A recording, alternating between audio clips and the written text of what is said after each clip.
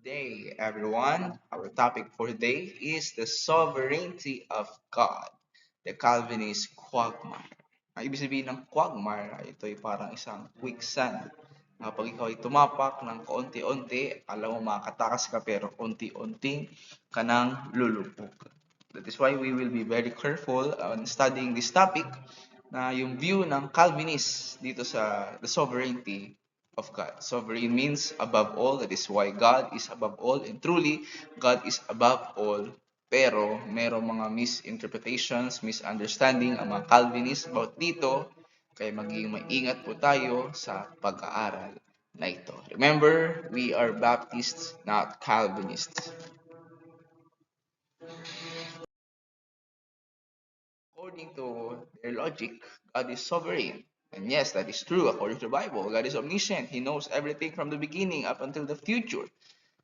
At ayon sa kanila, therefore, God must have decreed everything from the beginning.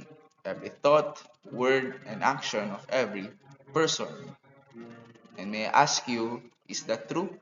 Did God decree everything from the beginning? Lahat ba ay pinlano ng Diyos? Talagang yan na ba talaga? Lahat na ba na nangyayari sa ating mundo ngayon, nandiyan na ba yan, nasa blueprint na ba yan ng Panginoon, talagang isinulat ng Panginoon, nakamanual, nakascript na ba lahat, scripted na ba lahat ng nangyari sa mundong ibabaw nito? But according to them, that is true. At gumamit pa sila ng mga verses about dyan. Sabi nila, a man's heart divides in this way, but the Lord directs his steps. Proverbs 16 verse 9. That is KJV verses. There are many devices man's heart, never just the counsel of the Lord that shall stand. Man's goings are of the Lord. The king's heart is in the hand of the Lord. Man's judgment cometh from the Lord. Kaya sabi nila, lahat ay talagang sa Panginoon. Wala tayong magagawa bilang mga tao. Lahat, pinlano ng Panginoon. God decree everything from the beginning. Believe that God foreknows the future because He planned it, not simply because He can see it. Ang paniniwala nila, God foreknows the future. Alam ng Diyos ang lahat hanggang sa future. Bakit? Alam ng Diyos kasi pinlano niya ito. Hindi yung nakikita niya lang ba. Alam ng Diyos ang lahat na nangyayari, lahat ng mangyayari because from the beginning, He planned it. Kaya nga, kung yaan ang ating paniniwalaan, if God decreed all things, then God must have also decreed sin. Pinlano rin ba ng Diyos ang kasalanan? Kung sabi nila, as Calvinist claim na lahat ay pinlano, God decree everything, then God must have also decreed sin. This creates a serious theological problem. Did God will sin to exist? Ginusto ba ng Diyos na mag-exist ang kasalanan? Na maganap ang kasalanan, na pumasok ang kasalanan sa sanlibutan? Calvinists disagree on how to answer this, leading to three main positions or lapses concerning the fall of man in their theological system. At dahil dito sa napakagulong pagkaka-explain nila about itong ating pinag-usapan while ago, ay meron silang ginawang tatlong systems about the fall of man, lapses, sa kanilang paliwanag. And these are the following. Number one, supralapsarianism. It means, supra means above the fall. This view teaches that God planned the fall. Yung fall of man, pagkakasala ni Adam and Eve, ay kasali yun sa plano ng Panginoon para purpose to glorify Himself through salvation and damnation. Merong pinili kasi ang Panginoon na maliligtas at hindi maliligtas. Kaya nga, ang Panginoon, pinlano niya na kasama ang fall. At na pinlano niya yung pagbagsak, pagkakasala ni Adam and Eve para yung mga pinili niya na madadam in hell at maliligtas ay mangyari yung kanyang kalooban. And number two is the infrapsarianism. Infra means below the fall. Ito naman, hindi pinlano ng Diyos yung fall. Ang nangyari ay after the fall, doon pa lang nag-decree ang Panginoon na kung sino ang maliligtas at kung sino ang hindi maliligtas. This view places God's decree of election and reprobation after the decree of the fall. Hindi pinlano ng Diyos na magkasala si Adam and Eve. Pero after noon na sila nagkasala, Doon na pumasok na nagplano ang Panginoon kung sino ang maliligtas at hindi. That is infralapsarianism. And number 3 is sublapsarianism. Ito naman ay halos same lang din nila. But it tries to soften the harshness. Meron preterition and condemnation. Yung preterition, God simply passes over the non-elect. Kaya yung mga hindi pinili ng Panginoon ay hindi niya naman talaga siya talagang pinili talaga na pinlalo na hindi na talaga sila maliligtas. Kumbaga, passes over. Nilaktawan lang ng Panginoon. And the other one is condemnation. You can see here in the table, supralapsarianism is election before fall, infralap, fall before election, and as well as with sublapsarianism. At makikita natin dito sa reprobation type, God creates some to be damned in sublapsarianism. Kaya ito tayo talagang napaka-cruel na explanation nila about God's sovereignty. Na God above all ay talagang naglilikha siya ng tao para lang sila ay parusahan sa lugar ng impyerno. And we all know that all of these are not true. Kaya nga, we will be very careful about studying this view of the Calvinists in God's sovereignty. And now, ay punta tayo sa scriptural teaching. Pero kanina, may mga binasa tayong mga verses at parang tamang-tama naman na God decree all, alam ng Diyos ang lahat, kaya pinlano ng Diyos ang lahat ng bagay. Pero we will see here the very main at true explanation according to the Bible. Number 1, God never decrees wickedness. Job 34, verse 10. Never na ang Panginoon ay magpaplano ng kasamaan. Sapagat ang Diyos, siya ay Diyos ng kabanalan. Pero bakit ba siya naglalang ng impyerno? At bakit may mga taong pupunta ng impyerno? Dahil ang Diyos, siya rin naman ay banal. Ang mga tao ay pupunta ng impyerno hindi dahil sa Panginoon, kundi dahil din sa kanila mismo. Dahil tinanggihan nila ang pag-ibig ng Panginoong Hesukristo. Job 34 verse 10, therefore hearken unto me, you man of understanding, far be it from God that He should do wickedness. Hindi magkakasala ang Panginoon. Kaya dyan pa lang, mali na ang katuroan ng mga Calvinists na God decree everything, pati ang kasalanan, pati siya'y pumili ng mga taong pupunta ng impyerno. That is not true according to the Bible. Number 2, God permitted man to be tested. 2 Timothy 2:13, if you believe not, yet he abideth faithful, he cannot deny himself. God allowed the temptation.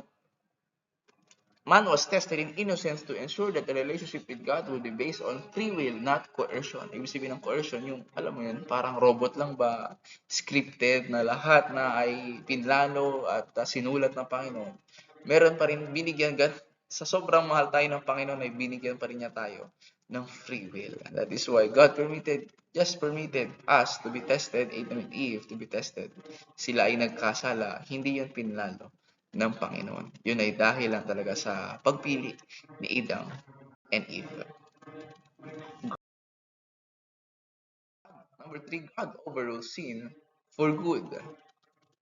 Minsan talaga ay, yes, talagang makakasalanan sa ating mundo at tayo bilang mga Kristiyano, mga Baptist, tayo rin naman ay nagkakasala. But remember, God can use the consequences of sin to bring about His greater purposes. He permits sin but always retains control over its outcome. Yes, magkakasala tayo. Plano ba yun ng Diyos? Hindi pinlano ng Diyos na tayo magkasala. Ngunit yung consequence, yung parusa ng ating kasalanan, yan yung ipinalano ng Panginoon. Upang tayo ay mas lalong matuto, i-correct tayo ng Panginoon, at mas lalo tayo maging kapaki-pakinabang, makaluwalhati sa Panginoon, mabago tayo ng Panginoon. Mas lalo pa tayo maging malapit sa Panginoon. Genesis 50:20, but as for you, you thought evil against me, but God meant it unto good. Number 4, God determined to provide salvation. Binigay ng Diyos ang kanyang bugtong na anak, Jesus Christ.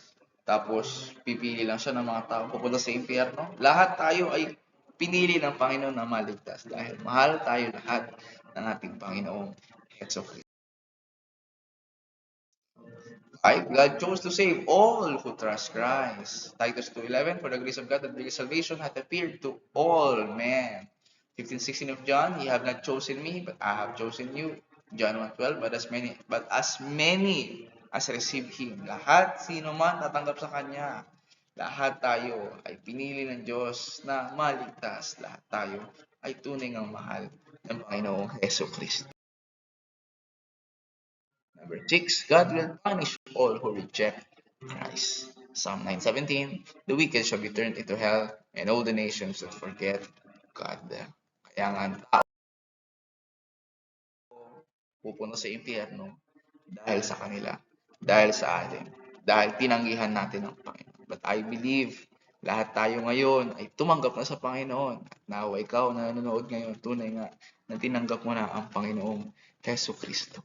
Did God elect people? Did God elect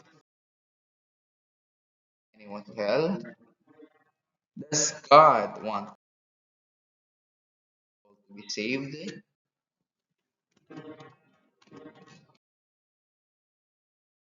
Yes, God elected those whom He foreknew would trust in Christ. His election is based on His perfect knowledge, not arbitrary decision. Lahat tayo ay pinili ng Diyos na maligtas. Did God elect anyone to hell? No, walang pinili ang Diyos na pupunta ng impyerno. At ang pupunta ng impyerno ay dahil talagang in their own will, tinanggihan lang din talaga nilang Panginoon. Does God want all to be saved? Of course, yes. For God so loved the world.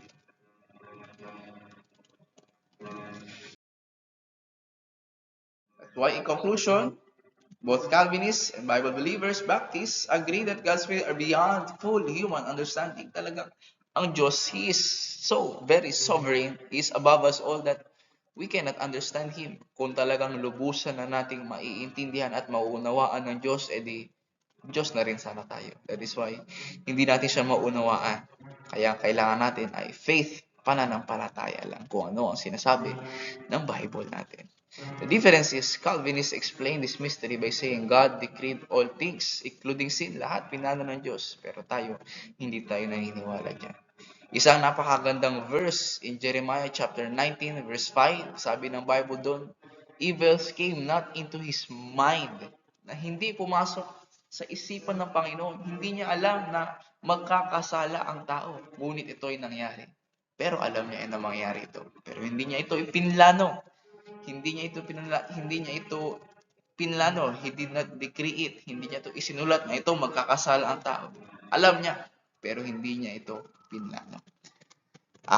Also in Acts chapter 2 verse 23 shows that even the crucifixion, though foreknown, was carried out by wicked hands, not by God decreeing sin. Na yung pagkapako ng Panginoong Kristo, na yun ay ginawa, yes, plano yun ng Panginoon na siya'y may pako para pagbayaran ang ating kasalanan. Pero yung mga tao na yun, ay hindi sila pinili ng Panginoon na talagang magkasala sila. Talagang by their own wicked heads, by their will, sila'y nagkasala, tinanggihan nila ang Panginoon. Hindi yan dinikri ng Panginoon na magkasala. Bible believers rest on what God has revealed, not on human philosophy. Kaya huwag tayong lalayo sa Bible, mga kapatid. We stick to the Bible ng Panginoon. Yes, He is sovereign. He is above all.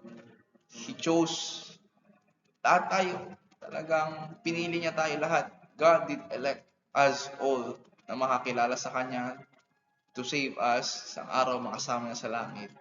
But people are going to hell because they reject Jesus Christ. Not God planning and decreeing at talagang tinuldo kanya ng isang tao, ay ito, pupunta na ng impyerno.